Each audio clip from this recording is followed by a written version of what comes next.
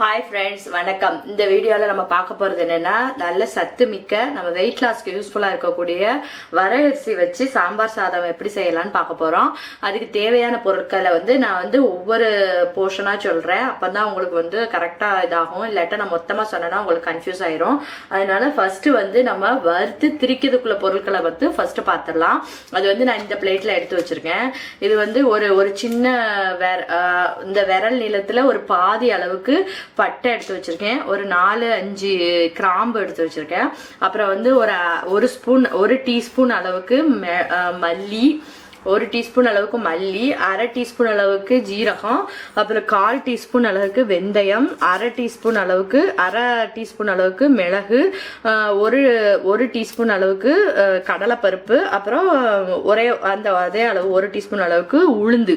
இவ்வளோத்தையும் நம்ம வெறும் கடாயில் வறுத்து திரிச்சு முதல்ல ரெடியாக எடுத்து வச்சுக்கணும். அப்புறம் இது கூடயே சேர்த்து ஒரு 1/2 கப் அளவுக்கு தேங்காய் துருவல் எடுத்து வச்சிருக்கேன். இதையும் வறுத்துட்டு நம்ம மிக்சியில் பொடி பண்ணி அந்த பொடியை தனியா எடுத்து வச்சுக்கணும். இந்த பொடி தான் சாம்பார் சாதத்துக்கு செம டேஸ்ட் கொடுக்கும். அதுக்கப்புறம் அடுத்த இன்கிரீடியன்ஸ் பார்க்கலாம். இதெல்லாம் வறுத்து திரிக்கிறதுக்குரிய இன்கிரீடியன்ஸ். இப்போ அடுத்து பார்க்கலாம். இப்போ அடுத்து தாளிக்கிறதுக்கு தேவையான பொருட்கள்னு பார்த்தீங்கன்னா, அது தாளிக்கும் போது தான் நம்ம நெய் யூஸ் பண்ண போகிறோம். அப்புறம் 1 ஸ்பூன் நெய் ஊற்றிக்கிட்டு கொஞ்சமாக கடுகு, உளுந்தம்பருப்பு, கொஞ்சம் வெந்தயம், அப்புறம் 2 கடலைப்பருப்பு, ஒரு 1/2 ஸ்பூன் அளவுக்கு மிளகாய்த்தூள் இதை போட்டு நம்ம வதக்கிட்டு, இந்த முதல்ல சொன்ன ஒரு மசாலா பொருளை அரைச்சி வைக்க சொன்னேன் இல்லையா, அந்த அதில் பாதி அளவு நம்ம ரைஸில் கலந்துருப்போம். இன்னொரு பாதி அளவு நம்ம எடுத்து வச்சுருக்கணும். எடுத்து வச்சுருந்தா அதையும் போட்டு மிக்ஸ் பண்ணிவிட்டு கருவேப்பிலை, கொத்தமல்லி எல்லாம் தூவி நம்ம ரைஸோட சேர்த்து கலக்கிற போறோம். இதான் கடைசியில தாளிக்கிறதுக்கு தேவையான பொருட்கள். அதுக்கு தான் நான் நெய் எடுத்து வச்சிருந்தேன். இப்போ எல்லா தேவையான பொருட்களையும் ஓரளவு பார்த்தாச்சு. இப்போ நான் ஒன்று எப்படி செய்யறதுங்கிறத உங்களுக்கு காமிக்கிறேன். அரிசி நம்ம குக்கர்ல வேக வச்சுட்டு இருக்கு. அது ஒரு 4 விசில் வரட்டும். அதுக்குள்ள நம்ம இந்த அதாவது என்ன பண்றது, வறுக்க வேண்டிய பொருட்கள் எல்லாம் வறுத்து நம்ம மிக்சியில திரிச்சிட்டு வந்துடலாம். இப்போ நம்ம கடாயை சூடு பண்ணியாச்சு. இது வெறும் கடாயில் தான் நம்ம போட போகிறோம். ஃபஸ்ட்டு கிராம்பையும் பட்டையும் போட்டு லேசாக ஃப்ரை பண்ணிக்கிடுவோம். அப்புறம் மல்லி ஒன்றுயா சேர்க்க போகிறோம். இதில் எடுத்து வச்சுருக்க எல்லா பொருட்களையுமே நம்ம கலந்துடலாம். இது சும்மா லைட்டாக ஃப்ரை பண்ண போகிறோம், அவ்வளோதான். இது எல்லாம் ஃப்ரை ஆனதுக்கப்புறமா லாஸ்ட்டு நம்ம தேங்காய் பூவை இதில் சேர்த்துக்கிட போகிறோம். இதெல்லாம் ஃப்ரை பண்ணிவிட்டு நம்ம மிக்சியில் தண்ணி எதுவுமே சேர்க்காம சும்மா ஒரு ஓட்டு மட்டும் எடுத்து வச்சுக்கிட போகிறோம். பொடி மாதிரி பண்ணி வச்சுக்கணும், அவ்வளோதான். இது வறுபட்ட நல்ல ஸ்மெல் வரும். அதுக்கப்புறமா நம்ம தேங்காவை சேர்த்துக்கலாம். இப்போ அடுத்து பார்த்தீங்கன்னா, நம்ம ரைஸுக்கு தேவையான பொருட்களெல்லாம் பார்த்துடலாம். நான் வரகு இந்த கப் அளவுக்கு நான் 150 மில்லி அந்த அளவு கப்பு எடுத்திருக்கேன். இந்த கப்புக்கு நான் 2 கப் அளவு வரகரிசி சேர்த்துக்க போகிறேன்.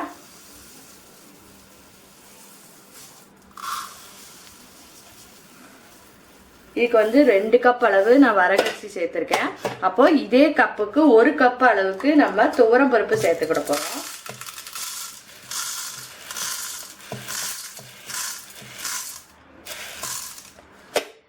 கப்புக்கு 1 கப் அளவுக்கு நான் துவரம் பருப்பு எடுத்திருக்கேன். இதை தண்ணியில் நல்லா கழுவிட்டு இது கூட மஞ்சள் தூள் சேர்த்து நம்ம இது கூட மஞ்சள் தூள், அதுக்கப்புறம் காய்கறி எல்லாம் கலந்து நம்ம குக்கரில் வச்சு எடுக்க போகிறோம். இப்போ இதை அலசிட்டு காமிக்கிறேன். இப்போ பார்த்தீங்கன்னா, அரிசியும் வரகரிசியும் துவரம்பருப்பும் கழுவி எடுத்தாச்சு. நான் இந்த கப்பு அளவுக்கு 3 கப்பு மொத்தத்தில் எடுத்திருக்கேன். 2 கப்பு வரகரிசியும் 1 கப்பு துவரம்பருப்பும் எடுத்திருக்கேன். அப்போ இதுக்கு ட்ரிபிளாக தண்ணி வைக்கணும். அப்போ தான் கொஞ்சம் சாம்பார் சாதம் கொஞ்சம் கொழகொழப்பாக நல்லாயிருக்கும். இது ஏற்கனவே சிறுதானியங்கிறதுனால தண்ணி கொஞ்சம் அதிகமாக இழுக்கும். அதனால 3 பங்கு அளவு தண்ணி வச்சுக்கிறது. இப்போ நான் 2 கப்புக்கு 6 கப் அளவு தண்ணி முதல்ல ஊற்றிக்கலாம்.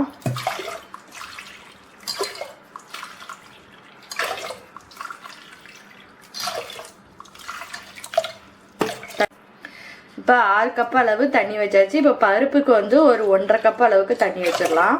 அப்போ சரியா இருக்கும். இப்போ இது எல்லாமே தண்ணியெல்லாம் ஊற்றி ரெடியாக வச்சாச்சு. இதில் வந்து ரைஸுக்கு தேவையான அளவு உப்பு போட்டுடலாம். அப்போ தான் வந்து நம்மளுக்கு ரைஸில் வந்து உப்பு நல்லா சரியாக இருக்கும். இது வந்து கல் உப்பு, அதனால அதுக்கேற்ற மாதிரி ஒரு என் கண் அளவுக்கு நான் போட்டிருக்கேன். நீங்களும் அது மாதிரி உங்களோட அளவு ஒன்று இருக்கும், அந்த அளவுக்கு போட்டுக்கோங்க.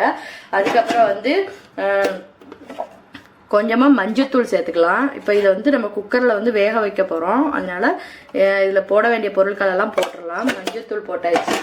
இதில் வந்து என்ன செய்ய போகிறோம்னா காய்கறிகளையே நம்ம சேர்த்தே வந்து வேக போட்டுற போகிறோம். நான் என்ன காயெல்லாம் எடுத்து வச்சுருக்கேன் அப்படின்னா கேரட், பட்டாணி, பச்சை பட்டாணி நைட்டெல்லாம் ஊற போட்டது, அதுக்கப்புறம் ஒரு 2 உருளைக்கிழங்கு, சின்ன சின்ன கிழங்கு 2, அப்புறம் ஒரு முருங்கைக்காய். நான் இன்னைக்கு வந்து இவ்வளோதான் எடுத்திருக்கேன். இந்த சாம்பார் சாதத்துக்கு நீங்கள் இஷ்டப்பட்ட மாதிரி எப்போனாலும் காய்கறிகள் போட்டுக்கலாம். நான் இன்னைக்கு இந்த 4 வகையான காய்கறிகள் மட்டும் எடுத்து வச்சுருக்கேன். இதையும் வந்து நம்ம இந்த தண்ணியில் கலந்துடலாம். அந்த அரிசி வேக வைக்கிற இதோட கலந்துடலாம். இப்போ இதெல்லாம் கலந்தாச்சு. இதை வந்து நம்ம மூடி ஒரு 3 அல்லது 4 விசில் வச்சா சரியா இருக்கும். இது சிறுதானியங்கிறதுனால சீக்கிரம் வந்துடும். இந்த வரகரிசி வந்து சீக்கிரம் வந்துடும். அதனால ஒரு 4 விசில் வச்சோம்னா சரியா கரெக்டாக ஒன்று போல வெந்துடும். இப்போ வந்து அடுப்பு பற்ற வச்சாச்சு. குக்கர் அடுப்பில் வச்சு இப்போ க்ளோஸ் பண்ணிடலாம். இது க்ளோஸ் பண்ணி இப்போ இது வந்து ஒரு 4 விசில் வரட்டும், வந்ததுக்கப்புறம் பார்க்கலாம். அடுத்து வந்து இதுக்கு தேவையான இன்க்ரீடியன்ட்ஸ் பார்த்தீங்கன்னா ஒரு அரை அளவு எலுமிச்சப்பழ அளவு புளியை வந்து நல்லா ஊற போட்டு எடுத்து வச்சுருக்கேன். அப்புறம் வந்து தாளிக்கிறதுக்கு நெய்யும் எண்ணெயும் எடுத்து வச்சுருக்கேன். இது எதுக்குன்னு சொல்கிறேன், 2 எதுக்குன்னு சொல்கிறேன். அதுக்கப்புறம் வந்து காயம் வந்து தாளிக்கும் போது சேர்த்துக்கிறதுக்கு ஒரு அரை கப் அளவுக்கு சின்ன வெங்காயம், அதை வந்து நல்லா உரித்து நீல வாக்கில் கட் பண்ணி வச்சுருக்கேன். ஒரு பெரிய தக்காளியை கட் பண்ணி வச்சுருக்கு. அதுக்கப்புறம் வந்து ஒரு 5-6 பூண்டு பல்லை வந்து நல்லா உரிச்சிட்டு நச்சு எடுத்து வச்சுருக்கேன். இவ்வளோதான் இதுக்கு அடுத்து தேவையான பொருட்கள். இதுக்கப்புறம் வந்து தாளிக்கிறதுக்கு என்னெல்லாம் தேவைன்னு காமிக்கிறேன். இப்போ வந்து அடுத்த ஸ்டெப் என்னன்னா, முதல்ல வந்து நம்ம ரைஸ்ல காய்கறியெல்லாம் வேக வச்சு எடுத்து வச்சிருக்கோம். அதுக்கப்புறம் அந்த வறுக்க வேண்டிய பொருட்கள் எல்லாம் வறுத்து மிக்சியில திரிச்சு எடுத்து வச்சிருக்கோம். அப்புறம் வந்து ஒரு டீஸ்பூன் அளவுக்கு நெய் ஊற்றிருக்கோம். நெய் ஊற்றிட்டு கூடவே வந்து கொஞ்சமா வந்து நம்ம நல்லெண்ணெயும் சேர்த்துக்கிறோம். வெறுமனே நெய் மட்டும் ஊற்ற வேண்டாம், கொஞ்சம் எண்ணெயும் சேர்த்துக்கோங்க. சேர்த்துட்டு இப்போ இது வந்து நெய் உருகினதுக்கு அப்புறமா நம்ம வந்து வெங்காயம் அதெல்லாம் போட்டு வதக்க போகிறோம். இப்போ வந்து நெய் உருகிடுச்சு.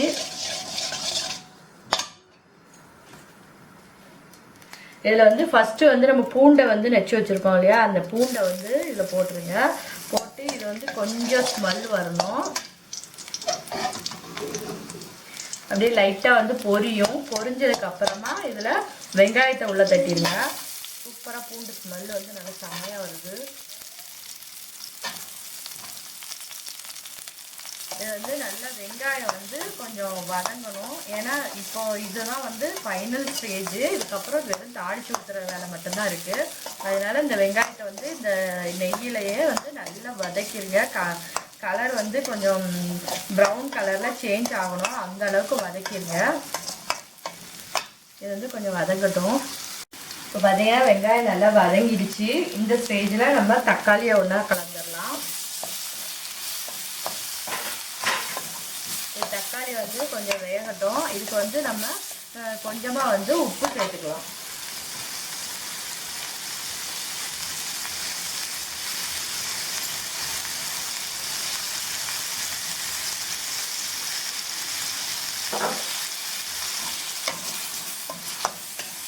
வந்து கொஞ்சம் தக்காளி வந்து மையம் வேகட்டும்.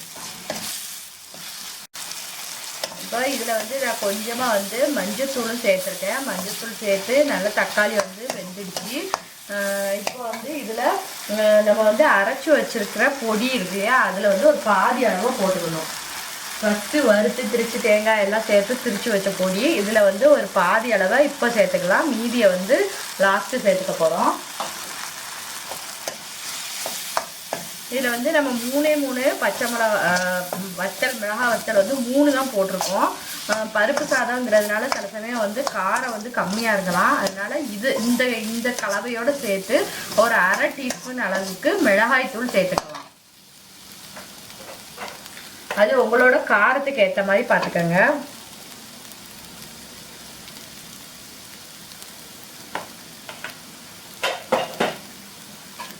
இதையும் சேர்த்து நல்லா மிக்ஸ் பண்ணிவிட்டு இப்போ வந்து புளி இதில் புளியை கரைச்சி ஊற்றி நம்ம இதை கொதிக்க விட போகிறோம்.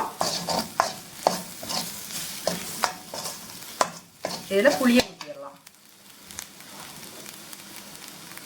இது வந்து செய்கிறது வந்து ப்ராசஸ் வந்து கொஞ்சம் நீளமாக இருந்த மாதிரி இருக்கும். ஆனால் இந்த மாதிரி செஞ்சு பார்த்தீங்கன்னா சூப்பராக இருக்கும்.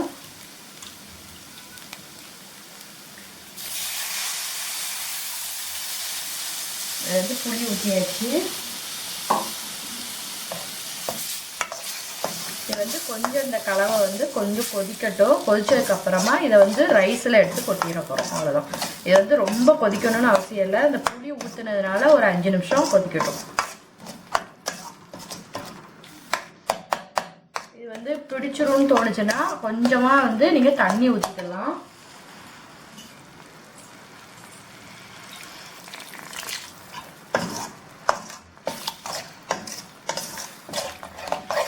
வந்து கொஞ்சம் கொதிச்ச உடனே நம்ம இதை தூக்கி நம்ம ரைஸில் கொட்டிட போகிறோம். அவ்வளோதான்.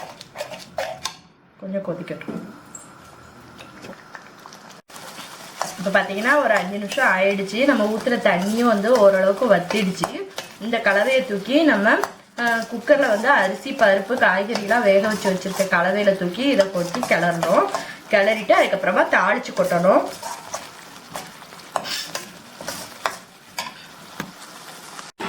இப்போ பார்த்தீங்கன்னா நம்ம ரைஸில் வந்து அந்த மசாலா வந்து சேர்த்துட்டோம். இது வந்து நான் வந்து தண்ணியில் குக்கரில் வச்சு எடுத்து வச்சுருக்க வரகரிசி. இது பார்த்தீங்கன்னா நல்லா குலைவாக சூப்பராக இருக்குது. காய்கறிகள் எல்லாமே ஒன்று போல் வெந்திருக்கு. இதை வந்து இதில் போட்டு நல்லா மிக்ஸ் பண்ணிடுங்க. மிக்ஸ் பண்ணி ஒரு 2 நிமிஷத்துக்கு இப்படியே அடுப்பில் சிம்மில் இருக்கட்டும்.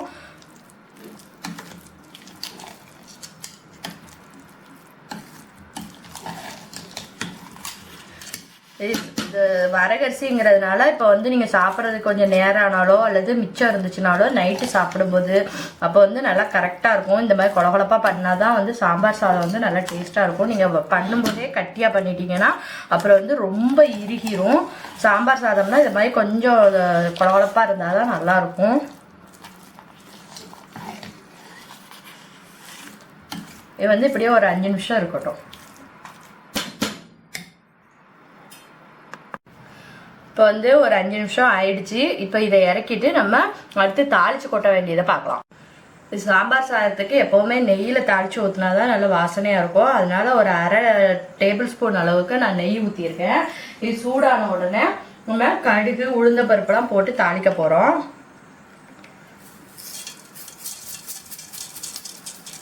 கடுகு உளுந்தம்பருப்பு, அப்புறம் ஒரு 4 கடலைப்பருப்பு,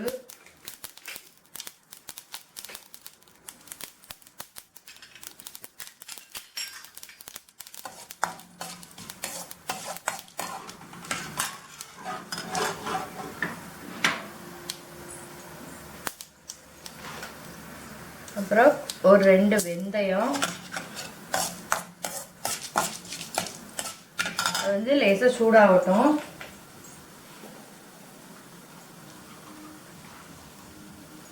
அப்புறம் கொஞ்சம் கருவேப்பிலை எடுத்து வச்சுருக்கேன். அது கருவேப்பிலையும் போட்டாச்சு.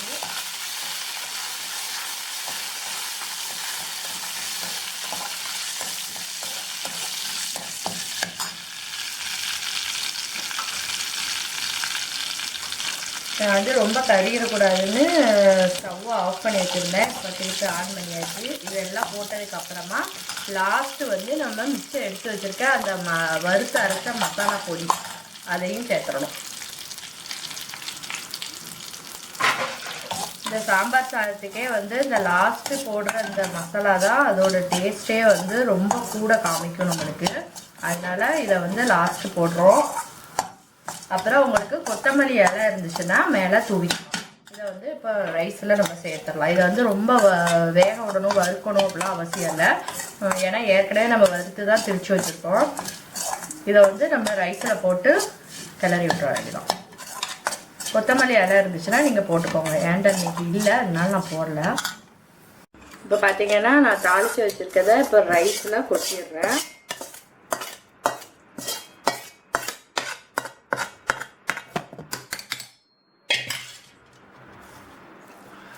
இது வந்து கரெக்டாக எல்லா ரைஸோடையும் மிக்ஸ் ஆகிற மாதிரி இந்த தாளிப்பை வந்து நம்ம கலந்து விட்டுட்டோம்னா நம்மளுக்கு சூப்பரான சாம்பார் சாதம் ரெடி. அதுக்கப்புறம் ஒன்று சொல்ல மறந்துட்டேன், காயம் வந்து ஒரு பிஞ்ச் அளவுக்கு தாளிக்கும் போது சேர்த்துக்கோங்க. நான் காமிக்க மறந்துட்டேன். பருப்பு சாதத்துக்குலாம் வந்து பருப்பு நம்ம அதிகமாக எடுக்கிறதுனால நம்ம கொஞ்சம் வந்து காயம் அதெல்லாம் வந்து கொஞ்சம் வெள்ளை பூண்டு அதெல்லாம் வந்து கொஞ்சம் அதிகமாக சேர்த்துக்கிட்டோம்னா நம்மளுக்கு வந்து வயிற்றுக்கு எந்த பிரச்சனையும் பண்ணாது.